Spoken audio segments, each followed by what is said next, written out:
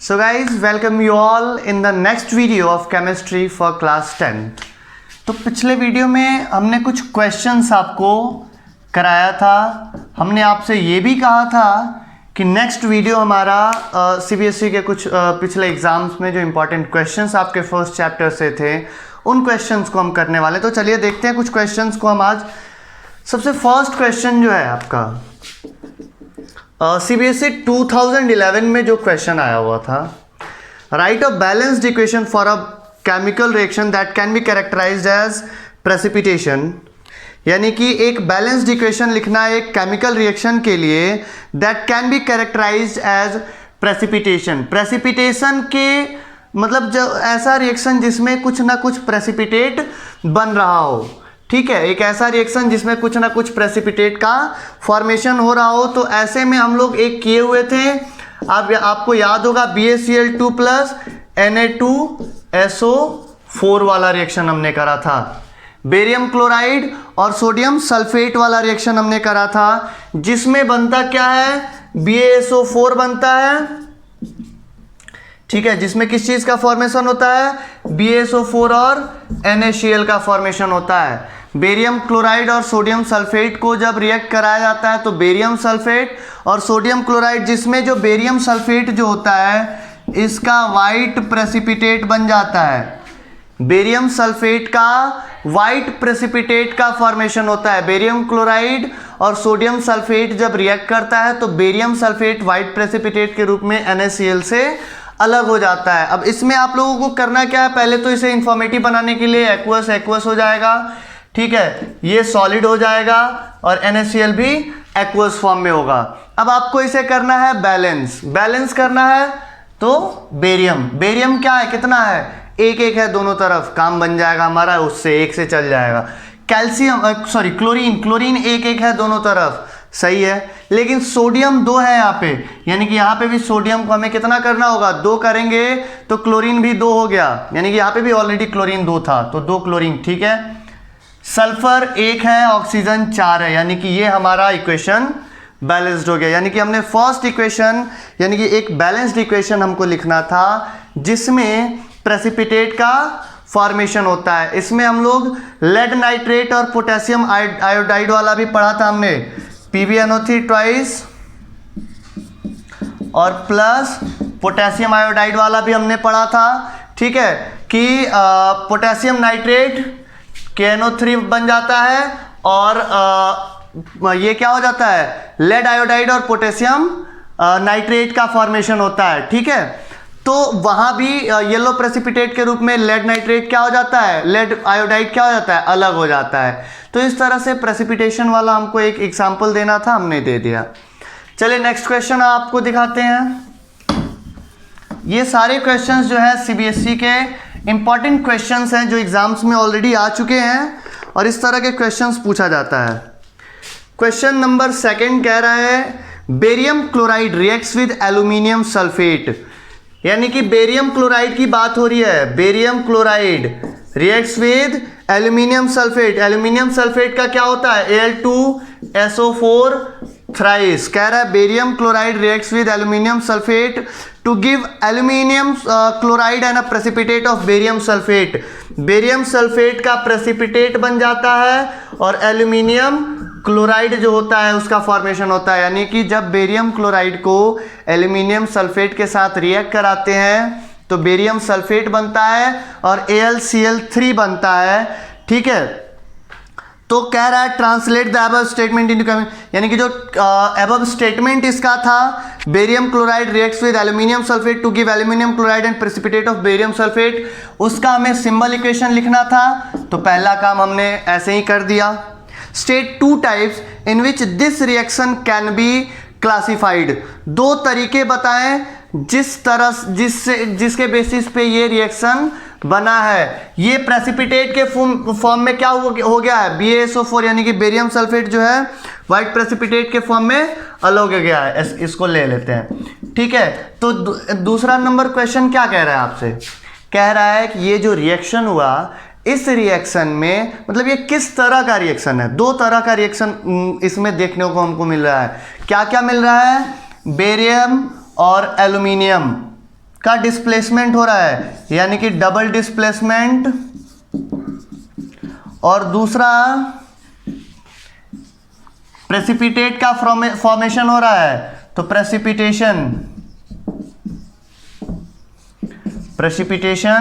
Reaction भी इसको हम लोग कह सकते हैं। यानी कि यहाँ पे बेरियम क्लोराइड Al2SO4 थ्राइस के साथ कंबाइन हो रहा है, तो BaSO4 और AlCl3। अब इसको हम लोग बैलेंस कर लेंगे, ठीक है। बैलेंसिंग आपको हमने ऑलरेडी बता रखा है, तो आप इसको बैलेंस करोगे, ठीक है। चलिए नेक्स्ट क्वेश्चन की तरफ हम आगे बढ़ते हैं। नेक्स्ट क्वेश्चन है, what is meant by thermal decomposition reaction. Thermal decomposition reaction क्या होता है? तो थर्मल डीकम्पोजिशन रिएक्शन में क्या होता है, यानी कि किसी भी सब्सटेंस को जब हम हीट करते हैं तो वो क्या हो जाता है, टूट जाता है। Thermal decomposition reaction, third question है थर्मल डीकम्पोजिशन। सारा ये 2011 के एग्जाम्स में आए हुए ये 2010 के एग्जाम का क्वेश्चन है। थर्मल डीकम्पोजिशन रिएक्शन क्वेश्चन क्या है, what is thermal decomposition reaction, और उसी में पूछा क्या जा रहा है, एक्सप्लेन विद एन एग्जाम्पल, ठीक है। यानी कि एग्जाम्पल के बेसिस पे एक्सप्लेन करना है। तो थर्मल डीकम्पोजिशन रिएक्शन क्या होता है, एक ऐसा रिएक्शन यानी कि जिसमें क्या होता है, कोई सब्सटेंस हीट देने से क्या हो जाता है, टूट जाता है, ठीक है। यानी कि a reaction in which a substance decomposes on heating। Heat करने पे अगर सब्सटेंस डीकम्पोज हो जाता है तो वैसा रिएक्शन जो होता है is known as thermal decomposition reaction. Thermal decomposition reaction होता है वो, ठीक है। यानी कि एक ऐसा रिएक्शन जिसमें कोई सब्सटेंस हीट करने पे क्या हो जाता है, डीकम्पोज हो जाता है, उस तरह का रिएक्शन जो होता है वो थर्मल डीकम्पोजिशन रिएक्शन कहलाता है, ठीक है। क्या कहलाता है, thermal decomposition reaction.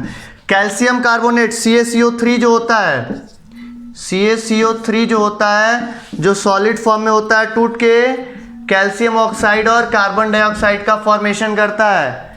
Calcium oxide टूट के क्या होता है, कैल्शियम कार्बोनेट टूट के कैल्शियम ऑक्साइड और कार्बन डाइऑक्साइड का फॉर्मेशन करता है, ठीक है। This type of reactions is known as thermal decomposition reaction. Decomposition reaction में ही आते हैं। थर्मल डीकम्पोजिशन रिएक्शन हो गया आपका फोटोसिंथेटिक डीकम्पोजिशन रिएक्शन और भी होता है, ठीक है। तो क्वेश्चन हमारा जो था, थर्मल डीकम्पोजिशन रिएक्शन क्या होता है, तो वैसा रिएक्शन जिसमें कोई सब्सटेंस हीट करने पे टूट जाता है, ठीक है। जैसे कैल्शियम कार्बोनेट हीट करने पे कैल्शियम ऑक्साइड और कार्बन डाइऑक्साइड में टूट जाता है। चलिए हम लोग नेक्स्ट क्वेश्चन देखते हैं। नेक्स्ट क्वेश्चन हमारा क्या होगा, देखते हैं।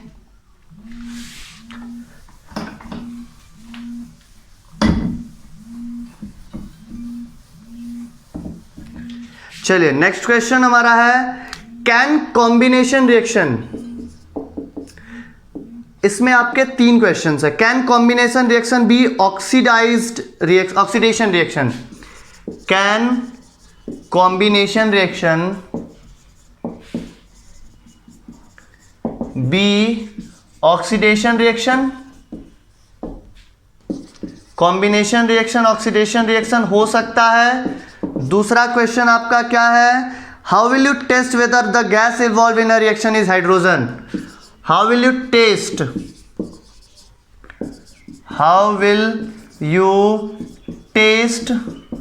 The gas evolve is hydrogen. और तीसरा है आपका third number, why does copper not evolve hydrogen on reacting with dilute sulphuric acid. ठीक है, तो सबसे पहले हम 2 कर लेते हैं। इन दोनों में क्या है, can combination reaction be oxidation reaction. Combination reaction oxidation reaction हो सकता है, हाँ हो सकता है, अगर एक रिएक्टेंट क्या हो। कॉम्बिनेशन रिएक्शन ऑक्सीडेशन रिएक्शन हो सकता है, yes, if one of the reactant is oxygen. अगर एक रिएक्टेंट ऑक्सीजन होता है जैसे N2+O2 NO बनाता है, यानी कि नाइट्रोजन मोनोऑक्साइड बनाता है। ठीक है, यानी कि यहाँ पे हम लोग देख सकते हैं नाइट्रोजन जो है उसमें ऑक्सीजन जुड़ रहा है तो नाइट्रोजन मोनोऑक्साइड का फॉर्मेशन हो रहा है, यानी कि ये कॉम्बिनेशन रिएक्शन भी है और ऑक्सीडेशन रिएक्शन भी है। यहाँ पे आपको साफ साफ दिख रहा होगा कि कॉम्बिनेशन रिएक्शन जो हो सकता है वो ऑक्सीडेशन रिएक्शन भी हो सकता है। ठीक है, तो ये चीज़ हो जाएगा। इसके बाद दूसरा है टेस्ट ट्यूब से जो गैस इवॉल्व हो रहा है वो हाइड्रोजन गैस होगा। तो इसके लिए सिंपल सा है, हम क्या करेंगे, bring match stick. Match stick लाएंगे वहां पे टेस्ट ट्यूब के ये पे क्या कहते हैं, टेस्ट ट्यूब के ऊपर। ठीक है, if it Burns with a pop sound, then it will be clear that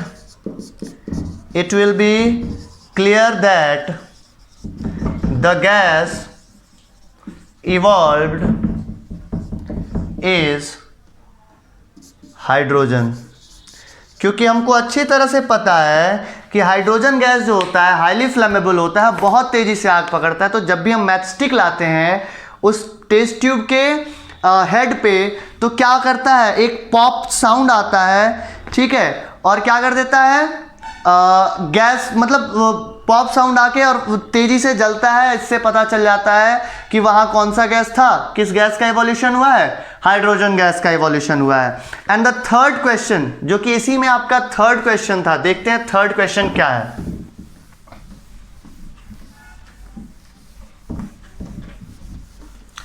third question यानी कि क्वेश्चन नंबर सी कह रहा है why does copper not evolve hydrogen on reacting with dilute sulfuric acid, on reacting with dilute sulfuric acid। ठीक है, why does copper not evolve hydrogen on reacting with क्या कहते हैं, हाइड्रोक्लोरिक एसिड। तो copper क्यों नहीं ये करता है, क्योंकि रिएक्टिविटी सीरीज में कॉपर जो होता है हाइड्रोजन से नीचे होता है, यानी कि ये जो है हाइड्रोजन को डाइल्यूट सल्फ्यूरिक एसिड से रिएक्ट मतलब डिस्प्लेस नहीं कर सकता है। आंसर हमारा क्या हो जाएगा, since copper is placed below hydrogen in reactivity series। reactivity series में कॉपर जो होता है हाइड्रोजन से बिलो प्लेस्ड होता है। It means Cu is less reactive than hydrogen। Cu is less reactive than hydrogen, hence it can't evolve hydrogen on reacting with dilute sulfuric acid। dilute sulfuric acid से ये करने के बाद, react करने के बाद ये क्या करता है, हाइड्रोजन इवॉल्व नहीं करता है। ठीक है, चलिए एक और बहुत अच्छा क्वेश्चन आपके लिए और भी हम लेके आए हैं, देखते हैं क्या है क्वेश्चन। अब आपका जो क्वेश्चन होगा अप्रॉक्स 3 नंबर या 4 नंबर का क्वेश्चन हम आपको बता देते हैं। ये भी सीबीएसई में आया हुआ क्वेश्चन है, सीबीएसई 2011 में भी ये भी आया था। कह रहा है अ ब्राउन सब्सटेंस एक्स, एक ब्राउन सब्सटेंस, ये कैसा है, ब्राउन है, सब्सटेंस ये ब्राउन है। कह रहा है on heating it forms a substance Y, जब हीट किया जाता है तो वाई नाम का एक सब्सटेंस का फॉर्मेशन होता है। ठीक है, when hydrogen gas is passed over heated why it again changes back into x. अगर Y से हाइड्रोजन नाम का कोई मतलब हाइड्रोजन गैस को जब हम पास कराते हैं हीटेड Y से, तो ये फिर किस में चेंज हो जाता है, चेंजेस बैक इनटू X। ये किस में चेंज हो जाता है, X में चेंज हो जाता है। क्लू हमको ढूंढना होगा। ब्राउन कलर का सब्सटेंस है, ब्राउन कलर का कौन सा सब्सटेंस होता है, ब्राउन कलर का सब्सटेंस जिसको हीट करते हैं तो Y में कन्वर्ट हो जाता है। रेडिश ब्राउन कलर का क्या होता है, कॉपर।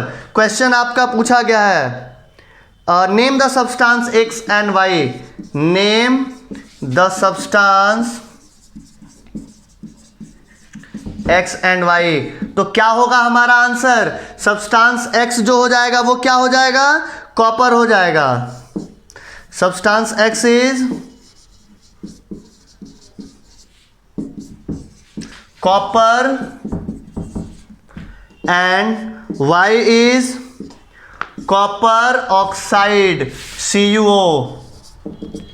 ठीक है, name the substance X and Y।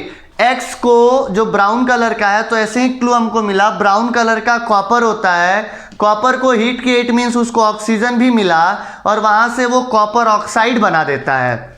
ठीक है, तो X हो गया कॉपर और Y हो गया कॉपर ऑक्साइड। और कॉपर ऑक्साइड से जब हाइड्रोजन गुजरता है तो क्या चीज का फॉर्मेशन होता है, देखिए फिर क्या है, name the chemical process occurring during both the changes. तो दोनों चेंजेस जो हो रहा है, यानी कि यहां पे पहले क्या हुआ, बी नंबर में देख लीजिए, दोनों चेंजेस में कौन सा रिएक्शन हुआ है, तो बी नंबर में कॉपर प्लस ऑक्सीजन हीट हुआ है तो CuO का फॉर्मेशन हुआ, यानी कि यहां पे क्या हो रहा है, ऑक्सीडेशन हो रहा है। तो क्या चीज यहां पे हम लिख देंगे, ऑक्सीडेशन। हमारा आंसर क्या हो जाएगा, फर्स्ट केस ऑक्सीडेशन हो रहा है। ठीक है, फर्स्ट केस में ऑक्सीडेशन हो रहा है। ठीक है, सेकंड केस में वो टूट रहा है। ठीक है, सेकंड केस में क्या हो रहा है, टूट रहा है, यानी कि CuO जो है फर्स्ट केस में ये हो गया और सेकंड केस में जो है CuO प्लस H2 इसके साथ जब गुजारते हैं तो कॉपर और वाटर अलग अलग हो जाता है, यानी कि इसमें इसका क्या हो रहा है, रिडक्शन हो रहा है। तो यहाँ पे क्या हो जाएगा, रिडक्शन।